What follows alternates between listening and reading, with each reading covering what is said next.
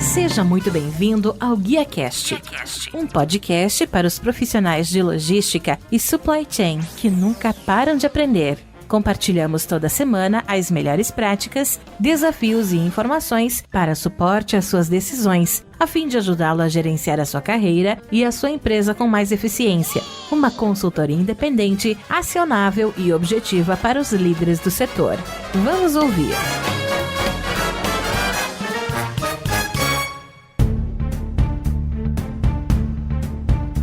Olá, que tal? Tudo bem? Eu sou o Rodilson Silva e está presente comigo hoje, de maneira virtual no GuiaCast, Eduardo Multari, que é diretor de compras para o Cone Sul na Pfizer, para falar sobre o tema O Profissional de Compras do Século XXI. Ele é executivo de compras com mais de 15 anos de experiência na indústria farmacêutica, com foco na aquisição de produtos, serviços de marketing comercial e também em compras indiretas. É especialista em negociação regional, liderança de equipe multicultural, desenvolvimento de estratégia de compras, obtenção de resultados, gestão de categorias e strategic sourcing, além de chefe de compras no Brasil. Ele é professor de Strategic Sourcing no MBA Gestão de Compras e no curso de certificação de compras no Embrasc, Instituto Brasileiro de Supply Chain. Eduardo, seja muito bem-vindo ao GuiaCast e muito obrigado por abrir um espaço na sua agenda e me ajudar a fazer mais um episódio. Obrigado a você pelo convite, Rodilson. Um prazer para mim conversar com você, cara.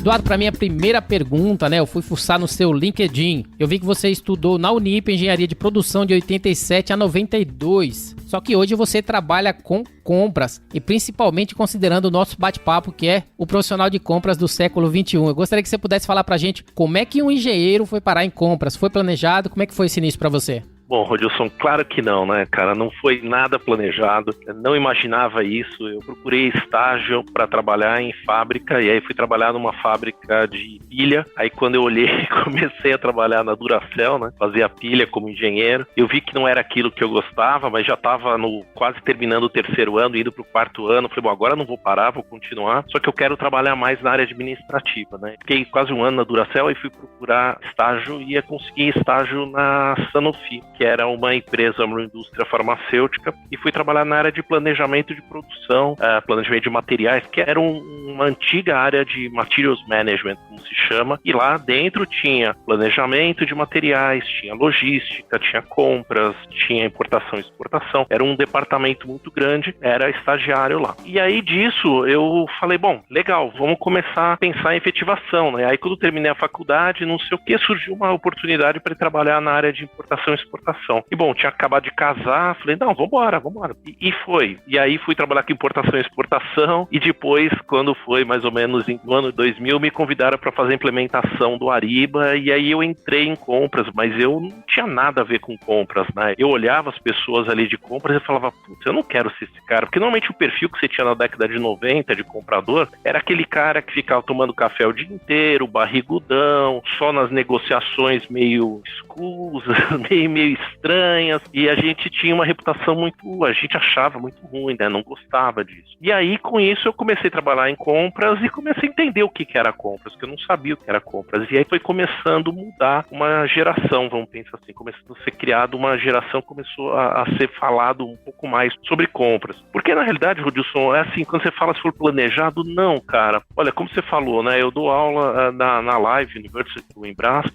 E o que eu vejo, olha, eu devo ter 200 alunos por ano, vamos pensar assim. Nenhum falou pra mim que, nossa, professor, eu falava pros meus pais que quando eu era pequeno eu queria ser comprador. Não existe isso. Ninguém em sã consciência, quando vai entrar na faculdade, que a tia pergunta, o que você vai ser quando crescer, não sei o quê, eu quero ser comprador. Não existe, né? Então, é assim, ninguém se planejou. Todo mundo, como a gente brinca, cai em compras por alguma razão. Ou porque sabe falar inglês, ou porque é um cara de confiança, ou porque só tinha essa posição, ou porque precisavam de alguém que tinha habilidade de falar, se dava bem, porque surgiu uma oportunidade. Cara, ninguém planejou trabalhar em compras. Todos os profissionais de compras que são do Brasil, né? Porque lá fora a gente já tem uma cultura maior, um pouco dessa área de compras, supply chain. Mas compra especificamente no Brasil, esquece, não existe. Não existe faculdade, né? Se você quiser se formar em compras, não existe isso hoje em dia, né? Você tem cursos de pós-graduação, você tem capacitação, certificação, MBA, mas não como curso mesmo de faculdade, como formação mesmo, acadêmica, né? Então isso é um tema que, assim, a gente foi entrando. Para mim, então, foi por esse caminho aí que eu contei agora. Resumindo, você caiu em compras, você não tem aquele perfil do profissional barrigudão, né, como você falou, você é um profissional... eu tô ficando barrigudo, mas é por outras razões. Você é o profissional 4.0, que a gente vai falar daqui a pouquinho sobre esse assunto. E falando um pouquinho aí da sua posição atual, né, você é diretor de compras para o Cone Sul na Pfizer. Gostaria que você pudesse falar um pouquinho pra gente sobre as suas atividades, suas atribuições principais como executivo na empresa, como é que você começa e termina seus dias todos os dias? Olha, Rodilson, a gente sabe como começa, né? Mas a gente dificilmente sabe como vai terminar o dia. Mas basicamente, né? Eu tenho hoje 8 países que eu sou responsável e o Brasil, eu sou o diretor do Brasil e responsável pela operação desses outros 7 países, né? Então, o que eu faço normalmente é ter reuniões semanais com esses líderes de compras desses países, né? Desses mercados, para ver e fazer acompanhamento como estão os projetos, temas de equipe, algum tipo de relacionamento que eu preciso interferir com um stakeholder, com um diretor desses países. E a metade do meu tempo eu dedico para fazer gerenciamento dos stakeholders, né, dos clientes internos do Brasil, principalmente, né? Então, participo de reunião de diretoria, tenho one-on-ones com diretores para entender um pouco para onde que está indo o business dele, quais são os projetos que ele tem em mente, como que eu posso ajudar, como que eu posso fazer toda essa parte de, a gente chama engajamento, né, com esses stakeholders para entender que tipo de serviço que eu vou prover para ele, que tipo de approach que eu vou dar para ele e quais são as necessidades desse cara. Então, não adianta eu ficar na minha mesa ou minha equipe ficar na mesa esperando chegar a requisição ou esperando chegar uma necessidade. Não, a gente precisa ir proativamente, conversar com eles, prestar conta do que a gente vem fazendo e ao mesmo tempo alavancar já os próximos 3 meses, o que nós vamos fazer. É uma coisa totalmente proativa e esse é o trabalho que é feito nesse nível de diretoria. E aí, quando desce para a equipe, acaba a equipe também dentro dos seus níveis, né, de relacionamento, ou gerentes, ou analistas, para fazer essa coisa proativa. A gente não trabalha esperando pingar uma requisição ou uma necessidade, porque quando vem essa requisição, essa necessidade, ela já está urgente, normalmente. Então a gente trabalha de um formato onde que a gente chama de threshold, né, que é de envolvimento, que eu só me envolvo numa compra acima de um certo limite. A gente dá muita autonomia para as pessoas e essas pessoas elas têm que ter uma accountability, né, uma responsabilidade muito grande, porque elas vão ser auditadas. Então, a empresa inteira, hoje, eu posso chamar que elas são uma empresa de compradores. Todo mundo tem direito de comprar até um certo limite, é um bom limite. De compras, tem que seguir o processo, fazer correto e vai ser auditado, né? Então, muito forte isso. E a gente consegue entrar no momento que são os projetos mais estratégicos, as coisas que vão agregar mais valor e que a gente consegue trazer soluções melhores para o nosso stakeholder. Então, acho que o dia ele vai por aí, né? Ele vai de a gente tentar entender um pouco melhor o que os stakeholders precisam e prover soluções para atender a necessidade deles, que é só para isso que a gente existe, né, cara? Excelente, eu vi pelo teu perfil, né, que você estudou bastante no seu próprio LinkedIn, depois de que você fez a faculdade em 87 ali de engenharia, você fez cursos de especialização em logística, negociação, gerenciamento ali de categoria, também líder, desenvolvimento você fez programa em Paris, né, na ICM, Intercultural Management Associate, e vários outros, né, estilo de negociação e também um MBA executivo. Ou seja, você realmente se preparou. Eu queria que você pudesse falar pra gente como é que foi o desenrolar da sua trajetória, o quanto você teve que estudar e se preparar para ser um profissional de compras do século XXI, né, como a gente falou.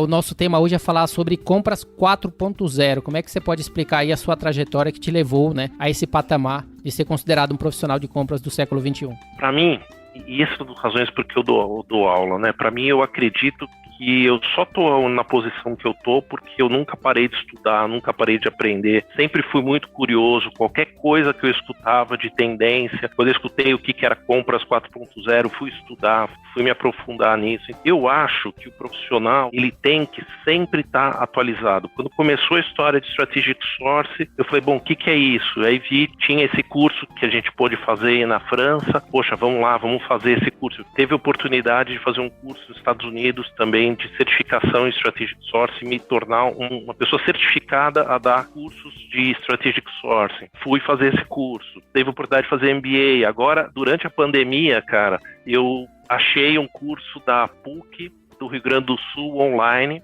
sobre gestão de pessoas. E eu sempre quis fazer, e era uma pós-graduação que tive que entregar TCC, tive que fazer prova, assistir muita aula online e as aulas excelentes, adorei o curso, mas puxa, durante 2020, ano passado, fiquei estudando direto, né? Estudei muito também e me ajudou. Então, para mim, eu tenho muito claro que se a gente não conseguir fazer essa mudança, entender que o mundo está mudando e mudando cada vez mais rápido e a gente não está se atualizando, ou pelo menos tentando se atualizar, é isso que vai fazer toda a diferença. Eu vejo muitos bons profissionais e eu percebo que ele está desatualizado. Eu começo a conversar com eles, às vezes estou fazendo uma entrevista, ou às vezes é um aluno, é um colega que eu encontrava, né? E aí eu percebo pelo papo que o cara tá lá em 2000 ainda, ele tá em 90 e pouco, não andou, ele ficou. E muitos ficam pelo caminho porque não se interessam. Ah, não, isso é modernismo. Não, a área de compras é a área de compras, fica lá esperando a requisição. Então, fica esperando a requisição chegar, cara, que você vai ver que vai chegar um dia que não vai chegar mais requisição, porque o mundo, ele tá mudando completamente. A forma de se comprar, ela tá mudando completamente, né? E agora, com a pandemia, ela deu uma voada nisso, né? De todo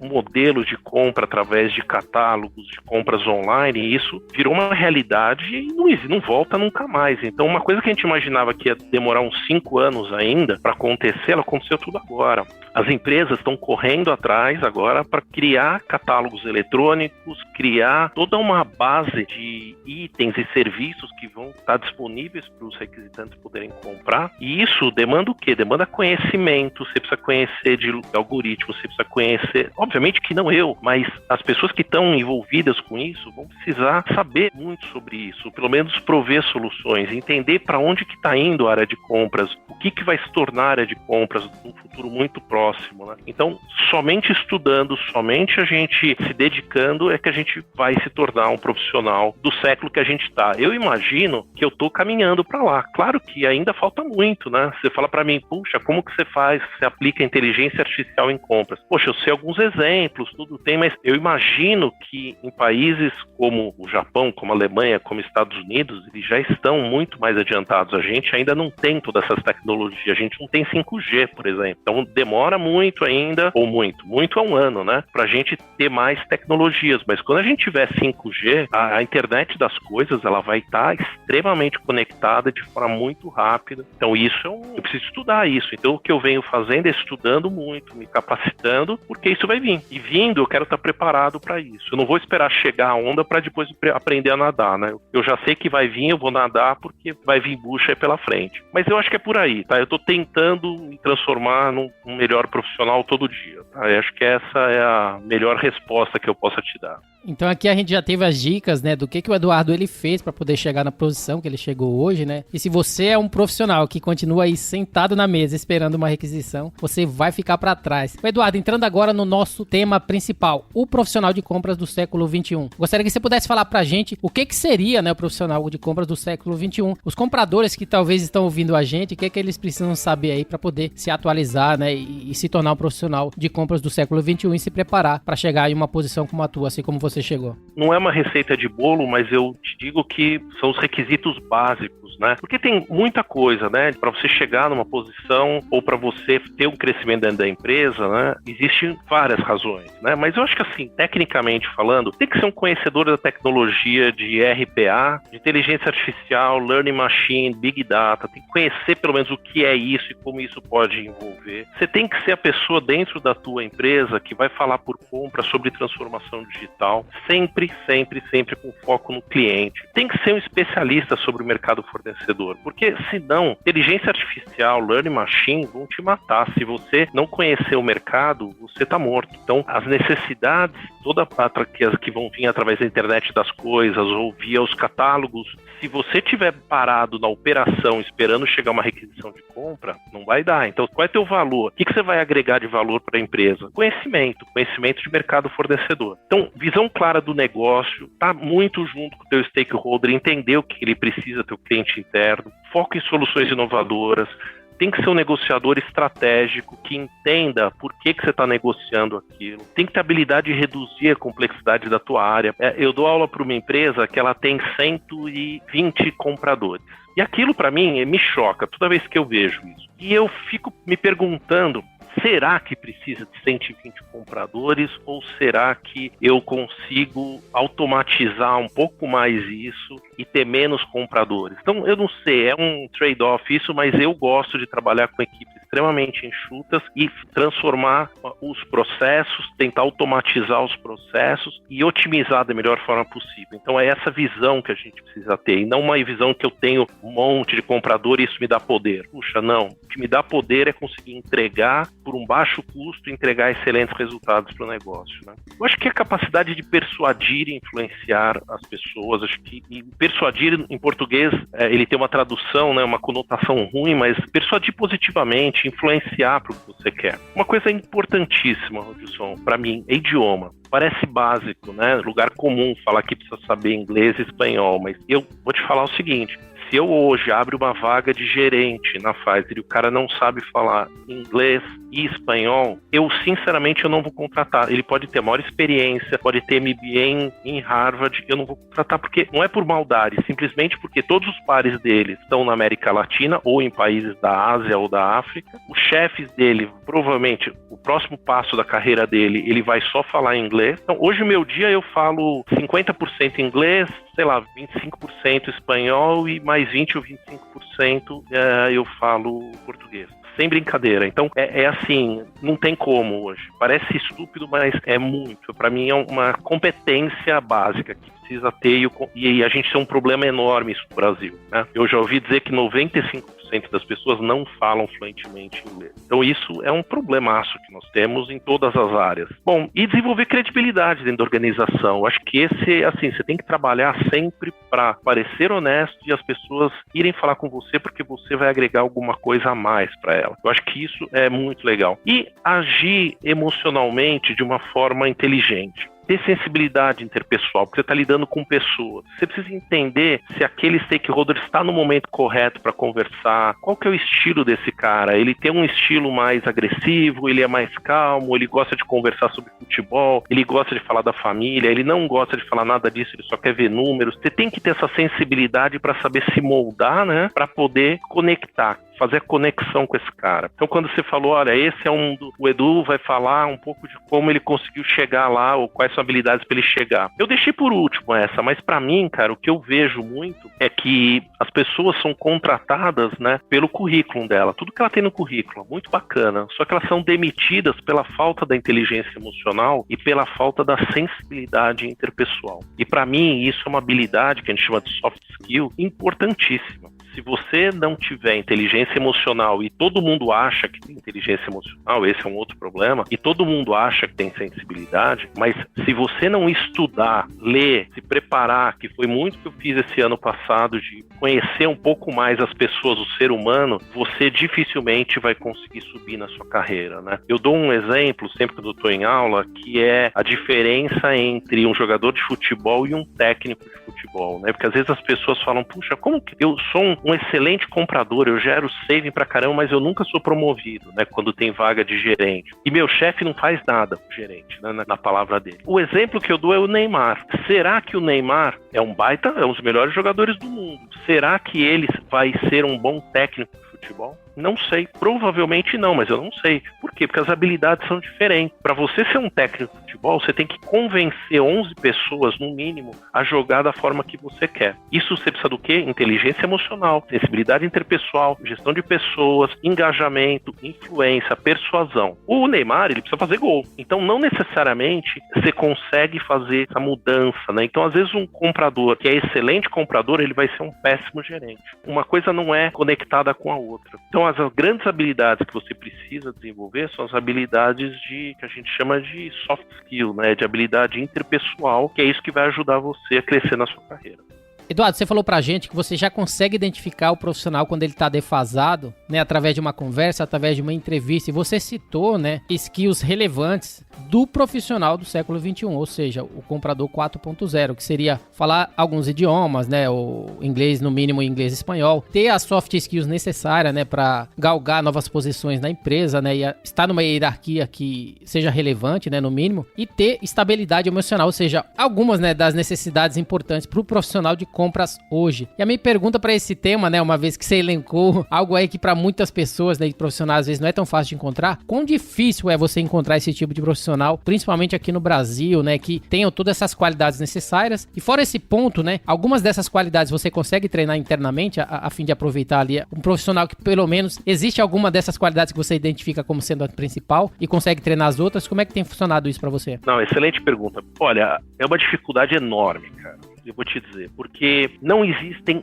muitos profissionais de compras que são de compras, que gostam de trabalhar em compras e que estão preparados. E esses profissionais, eu vou te dizer, eles ganham muito bem e não querem se movimentar, a não ser que você pague muito dinheiro. Essa é uma realidade desse mercado. O mercado de compras é um nicho onde as pessoas não perceberam ainda, mas é um mercado que não tem desemprego. A demanda de oferta de trabalho é muito maior do que pessoas capacitadas e cada comprador você encontra muito isso. Para nível gerencial, então, fica muito difícil, né? O que eu vejo, o que eu tenho feito hoje, primeiro, eu tento inverter um pouco a pirâmide, contratar pessoas que demonstram que tenham facilidade de engajar com o stakeholder, capacidade de persuadir pessoas, capacidade de influenciar pessoas. Então, primeiro eu faço essa análise. Depois eu faço análise de idiomas, como eu falei que para mim é relevante pra caramba. Faço essa avaliação. E aí, automaticamente, essas pessoas, elas acabam já tendo alguma experiência. Então, eu prefiro, às vezes eu pego uma pessoa que tem todas essas qualidades, mas ela nunca trabalhou com marketing, ela nunca fez compra de mídia, ela nunca fez compra de eventos. Eu prefiro pegar essa pessoa e capacitá-la, porque eu consigo fazer uma imersão nessa pessoa em 3 meses, sei lá, de você mostrar para ela o que é a área de compras comercial, como a gente chama de indiretos, né? Que seria a compra de tudo que não seja uma fábrica. Então, com isso, você consegue capacitar essa pessoa e ela vai pegando essa tarimba, mas os skills principais, que são fundamentais, ela já tem. Porque o inverso não é verdadeiro, viu, Wilson? Se eu pego uma pessoa que é extremamente competente em marketing, que tem uma experiência enorme em compra de itens de eventos ou marketing, ou frota, o que seja, seguros, financeiro, só que a pessoa emocionalmente é muito ruim. Isso quer dizer o quê? Ela não consegue se expor socialmente, ela não consegue vender um projeto, ela não consegue sentar na frente de um diretor e vender um projeto para essa pessoa, ela não consegue ter as habilidades que a gente chama de soft skill, né? Isso eu não conserto. Eu não consigo consertar. Você tem que ter muita terapia, muita força de vontade, gastar um caminhão de dinheiro com coaching, um mentor às vezes, e não necessariamente a pessoa vai virar, porque às vezes ela traz isso já de casa, da formação dela, de comportamentos dela, de como ela vê o mundo, como ela enxerga o mundo. Eu não viro essa pessoa. Agora, tecnicamente, eu viro. Então, hoje, eu analiso muito. Isso se eu estou contratando um comprador, um gerente, ou o que seja, eu vejo o potencial que essa pessoa tem com o meu principal necessidade. Idioma e relação interpessoal, que é o que precisa ter em compra. E depois eu vou voltar e ver. Bom, tecnicamente, que eu preciso aqui dar uma arredondada. Arredondo aqui, arredondo ali. Então, essa é a forma que eu faço hoje a contratação de pessoas. Eduardo, entrando agora um pouquinho nessa parte, né, que a gente não pode deixar de falar, e que foi mudanças devido à pandemia, né, principalmente porque surgiram novos desafios para o profissional de compras, trabalhar de casa, toda aquela relação que ele tinha, né, os desafios para soft skills nesse momento foram colocados à prova, né, como é que isso afetou a área de compras nas empresas, principalmente aí na Pfizer, como é que vocês trabalharam isso? Principalmente os profissionais de compras que estão sob sua gestão. Eu vejo, e não só eles, né, a mim também, né, eu acho que mudou muito, eu brinco até que eu falo que é o comprador 4.1, né, não é nem mais 4.0, porque agora com o Covid entrou um a mais, né? Porque ele tem que gerir, né? Ele tem que trabalhar agora de casa, de home office, tem distanciamento social, relacionamentos virtuais, tem novas ferramentas de comunicação, tem uma mudança da necessidade dos seus clientes internos, a grande maioria dos fornecedores está com dificuldade financeira, você teve aumento de preço por causa do aumento do dólar e também pela escassez de produtos, né? Você tem novos serviços digitais, né? Então isso traz uma competência, né, necessária, né, que é conseguir fazer esses engajamentos todos que se fazia, tomando um cafezinho, às vezes no banheiro, às vezes almoçando junto, você cruzava no corredor, agora você precisa marcar uma reunião para conversar com o stakeholder. Então é mais difícil, né? Então você precisa fazer o engajamento virtual com o teu stakeholder, com o teu fornecedor. Uma outra coisa que ficou bem mais difícil é a parte de negociação. Você agora negocia virtualmente. Então, por exemplo, nós estamos conversando aqui, Rodilson, eu não estou vendo a sua cara, né? Então eu não sei se você está fazendo cara feia, se você está assistindo futebol, se você está se preparando para o jogo de hoje à noite. Eu não sei, eu não estou vendo você. Então eu estou negociando, imagina que eu estivesse negociando com você, eu perco, sei lá, 60% do meu poder de negociação, porque eu não estou fazendo a leitura sua. Eu não estou vendo o seu rosto, não tô vendo o teu movimento corporal, não estou vendo se você está gostando do que eu estou falando ou não. Então, isso, ele atrapalha muito a relação, e atrapalha muito quando eu estou fazendo um processo de negociação, porque eu perco algumas habilidades, algumas estratégias ou táticas que a gente tem de negociação no cara a cara. Então, se perde isso, né? Outra coisa que se perde é fazer a gestão das pessoas, assim, não que se perde, mas uma nova competência que eu preciso ter é de aprender a fazer gestão das minhas equipes virtualmente e conseguir que elas continuem performando, comprometidas, engajadas, entregando resultado, mesmo cada um estando em casa. Então isso é um baita desafio. Outro das competências que precisam ser feitas é aprender a fazer gestão de risco de fornecimento, né? Porque agora a gente está com um problema de abastecimento em vários itens. Ou então também fazer gestão de risco financeiro, da saúde financeira de fornecedores. Antigamente não se fazia muito isso. Hoje virou uma importância, porque pode ser que esse fornecedor amanhã chega para mim e fala, quebrei. E eu dependia dele. Então, são várias competências que precisaram ser desenvolvidas, né, para que a gente pudesse se adaptar um pouco mais a esse mundo aí totalmente mudado. Mas eu vejo que as principais coisas que estão mudando é esse comprometimento das equipes e como que eu engajo com meus stakeholders e como eu continuo mantendo o meu time se sentindo parte. Né? Isso são habilidades e competências que a gente precisa, como as pessoas que são líderes de equipe, desenvolver e ter isso muito, muito claro.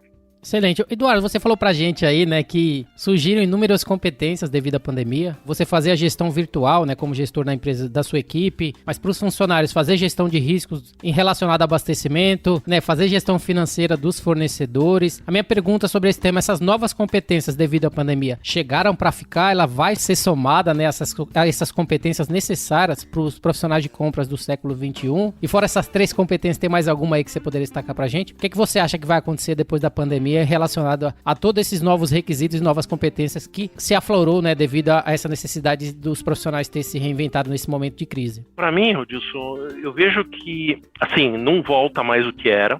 Eu não gosto da palavra novo normal, acho horrível, mas eu acho que, assim, a gente vai ter, que bom que a gente vai ter um novo mundo, né? Eu acho que não quero o normal de novo, eu quero um outro mundo. Agora a gente se acostumou com muita coisa, né? A gente percebe que dá pra gente trabalhar de casa e continuar entregando resultado. Eu preciso me deslocar menos para conseguir conversar com um fornecedor ou com um colega meu. Então, isso ajudou muito, né? Ajudou muito, não volta. E aí eu vejo, principalmente na parte de fornecedores, a gente negligenciava um pouco, eu acho que a gestão financeira de fornecedores. A gente não trabalhava com segunda opção ou com uma outra fonte, né? Um outro sourcing de abastecimento, porque não via necessidade, aquele fornecedor, ele me entregava. Então, eu acho que isso são competências e atividades, eu diria mais, que elas vão continuar agora, porque eu não acho que a pandemia vai acabar, ela vai ser estabilizada, mas a gente vai conviver com isso por muitos anos ainda, né?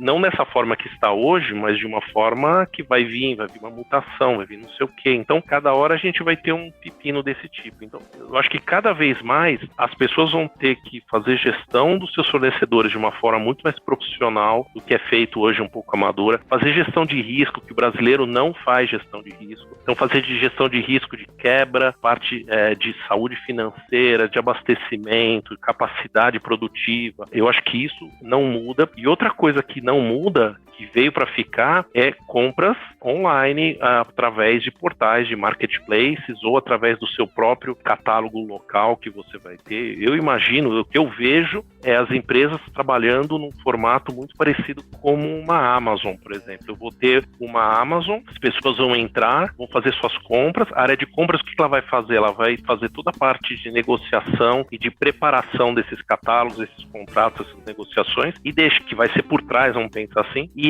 o que os colegas, né, os funcionários da empresa vão enxergar, são os itens já previamente negociados, selecionados, já com prazo de pagamento, e ele vai lá, escolhe o que ele quer no computador, o chefe dele aprova online, e isso chega na casa dele, onde ele estiver, ou no escritório, caso ele esteja lá. Então, isso para mim é que vai se mudar. Por isso que eu falo que o comprador que ficar esperando sentado pingar uma requisição, ele não vai enxergar, não vai chegar mais. Porque a gente vai ter que se preparar com esses catálogos, com esses marketplaces e disponibilizar e viabilizar isso para as pessoas comprarem desde as suas casas o que eles precisam para o negócio rodar. Então para mim, essas são as grandes mudanças que vieram para ficar e que não vão mais embora. Então você, profissional de compras do século XXI, precisa aprender a fazer a gestão virtual sua e da equipe, fazer a gestão de riscos de abastecimento e também, né, fazer a gestão financeira de fornecedores. Eduardo, trazendo agora um outro tema, um artigo da revista Época Negócios diz que, de acordo com o relatório do UEF, um terço das habilidades consideradas essenciais no mercado de hoje não serão mais necessárias até 2025. Como é que você acha que isso se aplica aos profissionais de compras? Eu li esse artigo também, e eu tenho até aqui, né? Eles falam aqui, eu lembro desse tema, e ele falava de analytical think, né? Inovação, né? Então, toda a parte analítica, inovação, criatividade, a parte principalmente de resolução e solução de problemas complexos. De novo, inteligência emocional, pensar através de sistemas complexos, né? Para mim, isso é o que vai vir pesado para a área de compras. Porque, de novo, né, o que é o perfil hoje do comprador, né, do que a gente encontra no mercado? Um cara que sabe negociar, ele sabe colocar um pedido, ele sabe conversar com o pessoal da manutenção, da engenharia para comprar aquela peça para poder mandar. Então esse é o típico comprador. Só que isso não vai servir mais. Porque a partir do momento que eu já não vou ter essa relação das pessoas uma conectada com a outra, já conectada visualmente, né? Vou ter conexões virtuais, onde as pessoas têm as suas necessidades, onde uma inteligência artificial já vai falar para a pessoa que está faltando aquela peça e aquele pedido já vai sair automático. Então, não é que eu estou falando do Jacksons, isso já existe, né? Isso já existe, reposição de material automática, que ele faz, a inteligência artificial faz uma contagem de estoque, fala, eu tenho minha média de estoque, tenho meu nível de estoque, fala, preciso comprar mais 20. Já tenho um catálogo pré-acordado, o próprio sistema já bota o pedido, vai direto ao fornecedor e isso entra para a fábrica ou para quem seja para abastecer. Então, essa parte toda operacional, eu vou dizer assim, ela vai acabar nos próximos anos, muito poucos anos. Então, o que vai sobrar para as pessoas de compra? Resolver problemas que a máquina não resolve. Alguns ela vai resolver, mas inteligência emocional e relacionamento interpessoal, a máquina não vai resolver isso.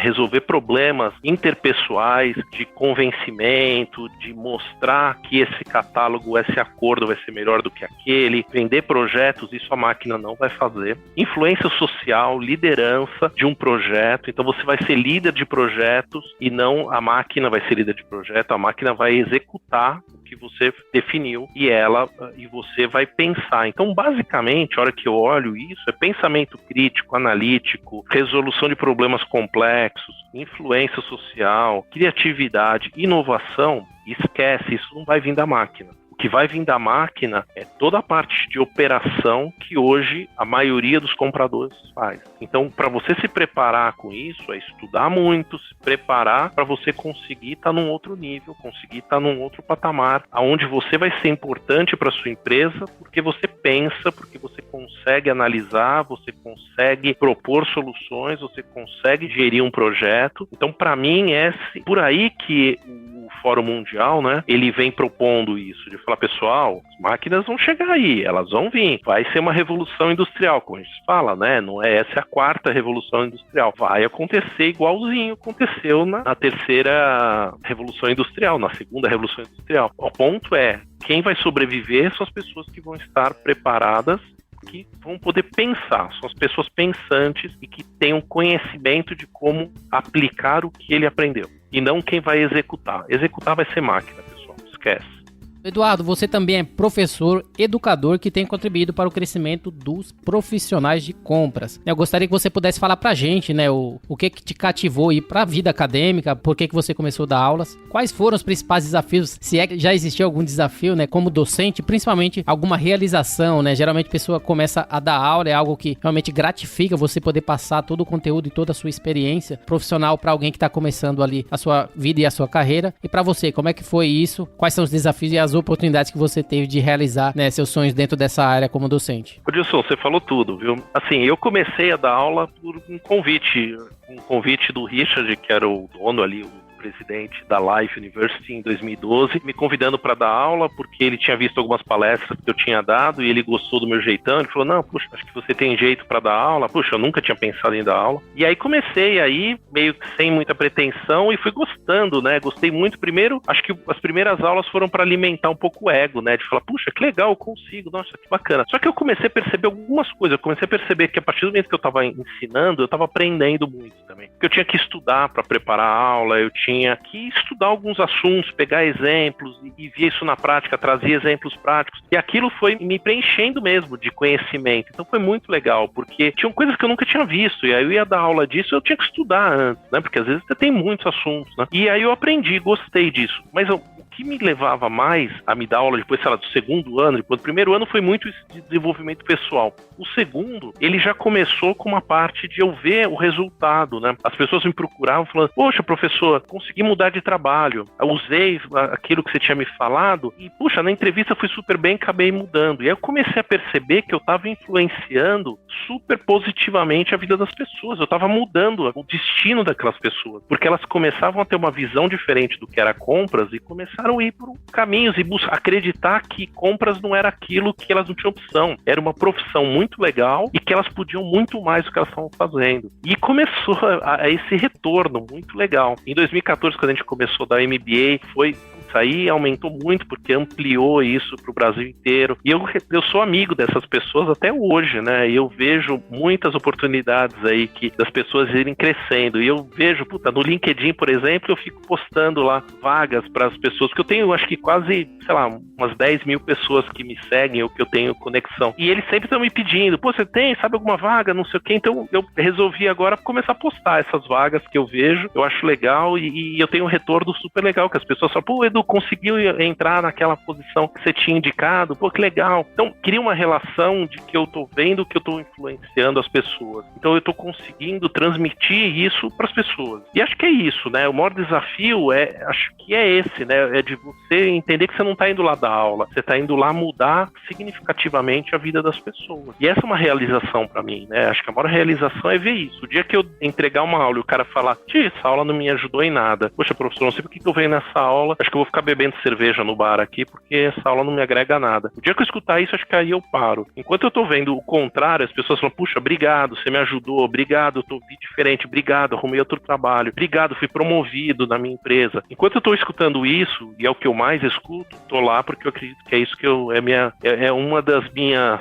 dos meus objetivos, dos meus propósitos de vida, é poder ajudar e mudar significativamente a vida das pessoas. Eduardo, você falou que a gente comentou no início da sua apresentação que você dá aula de Strategic Sourcing, né, no MBA Gestão de Compras e também de certificação de compras no Embras. O do MBA, eu não sei se acho que é da Live University. Os dois são da Live, é que eles mudaram de nome. Antes chamava Embras, que agora chama Live University. Né? Ambos ainda estão ativos, como é que tá o curso? Se o pessoal que tá ouvindo aqui, o GuiaCast, ele quiser fazer um curso, principalmente ter aula com você, né, já que a gente falou sobre essa importante dessa parte docente tua, como é que tá o curso, principalmente agora da pandemia? Tem curso online? Tem, os cursos foram todos mudados para online nesse período, então desde o ano passado. Então existe a capacitação, que são cursos de 2 meses, principalmente para quem está entrando na carreira ou quer dar uma reforçada nos conceitos, são 2 meses, ocorrem 2 por semestre e são online, totalmente online e aulas ao vivo, né? Não é que são gravadas, então é exatamente como nós estamos aqui, só que tem uma câmera e aula online e ao vivo. E o MBA é a mesma coisa, só que o MBA é 1 ano e meio de curso para pessoas já do nível de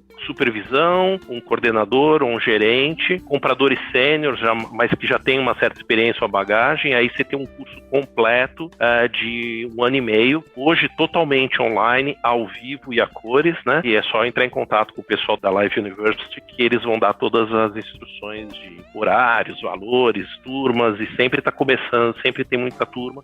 Tem muita turma hoje, né? Tem muita coisa. E tem também os cursos que são in company, né? Você tem muito curso in company também, que são para professores que têm disponibilidade durante o dia e vão dar os cursos in company, faz um pacote especial para a tua empresa e aí vai lá atender uma necessidade, que pode ser um curso de negociação, que pode ser um curso de Strategic Sourcing, gestão de fornecedores, indicadores, por aí vai. Excelente. Então, pessoal, vamos estudar, né? Como falamos, as habilidades consideradas essenciais mudaram, então você precisa aí estar se atualizando e a Live University está aí para poder ajudar, e também o Eduardo como professor, como docente, para poder transformar aí a sua carreira, caso você se dedique e esteja preparado como profissional aí do século XXI. Eduardo, minha última pergunta para finalizar, gostaria que você pudesse falar pra gente se tem algum livro, né, algum filme ou algum podcast, enfim, algum conteúdo que tem contribuído, que você poderia compartilhar aí com os profissionais de compras, que tem contribuído para influenciar a sua carreira profissional. Qual seria a sua dica aí que você poderia trazer pra gente? Olha, a minha dica, eu não sou muito de ler, cara, né? Eu gosto bastante de ver TED, aquele TED Talks, de vários temas, né? Tem muita coisa, se você procurar o profissional do século XXI,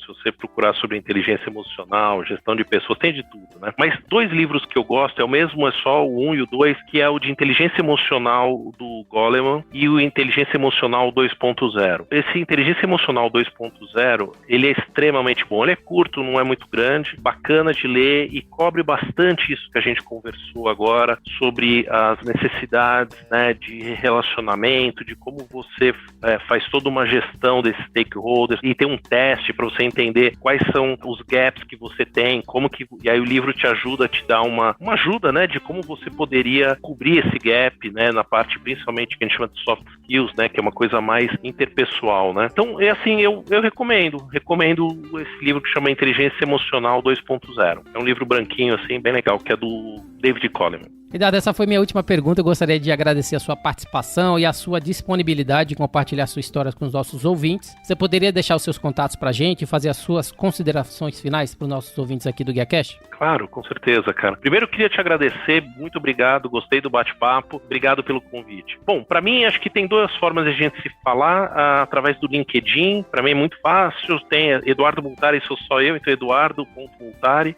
você me acha facilmente no LinkedIn, a gente faz conexão, eu tô sempre por lá respondendo, batendo papo com o pessoal, e também e-mail, se alguém quiser mandar algum e-mail pra gente trocar uma ideia, é edumultari@gmail.com. Tá bom, pessoal? Acho que é isso, obrigado. Qualquer dúvida a gente se fala, mas para mim é um prazerzão, e acho que a principal mensagem aqui para vocês é: acreditem na área de compras. A área de compras, ela é uma área de concorrência muito pequena, com muita opção de trabalho. Todas as empresas do mundo precisam da área de compras e ninguém conhece muito bem a área de compras. Então isso para quem conhece, é uma vantagem competitiva enorme. Como eu brinco, eu falo que a área de compras é um oceano azul, né? Então acho que é uma oportunidade muito boa, com baixíssima concorrência, comparando com outras profissões que existem pelo mercado.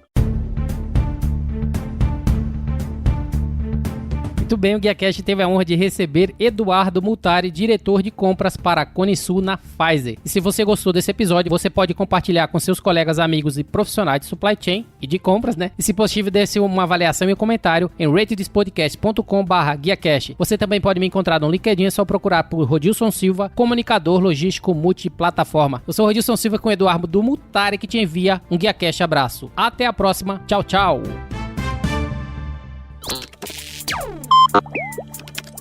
Equalab.